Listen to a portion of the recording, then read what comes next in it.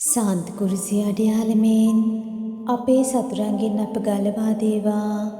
අපගේ දෙවි ස්වාමිනේ පිතාගේත් පුත්‍රයාගේත් ඉස්පිරිතු සාන්තුගේත් නාමයෙන් ආමේන්.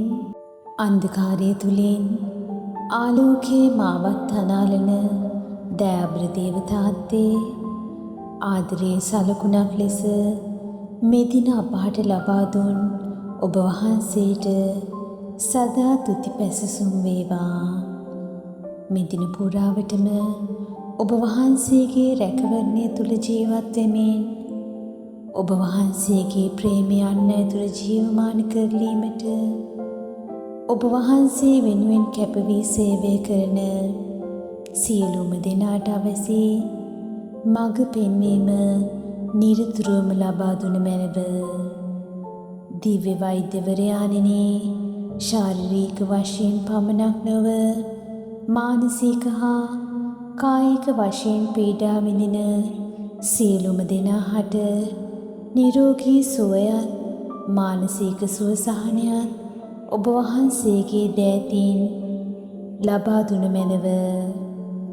එලිසම පෙම්බර පියාණෙනි, බොහෝ අපහසුතා මැද අධ්‍යාපනයේ මාවත ජය ගැනීමට වෙරදරන සියලුම දරුවන් හට මෙම කඩයිම් ගමන සාර්ථක කර ගැනීමට අවැසි දේ සපයා දීමට අප ජනනායකයන්ට නිසි මඟ පෙන්වීම පෙන්වා දුන මැනව.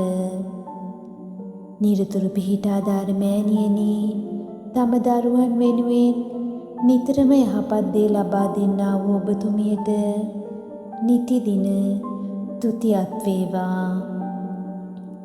ඔබතුමියගේ දරුවන් සැමව සාතන්ගේ නපුරු මායාවන්ට ගොදුරු නොවී ඔබතුමියගේ පුතුණුවන්ගේ සෙවණෙහි දිවි ගෙවීමට සැපසිත මෙහෙයව මැනව. මේ කීදේ අපගේ ස්වාමින් වූ ජේසුස් ක්‍රිස්තුස් වහන්සේ උදෙසාම අපට ලැබේවා. ආමේන්. ජේසුමන්ගේ ශ්‍රී දිව්‍ය හෘදයෙනි, අපට කරුණා කළ මැනව.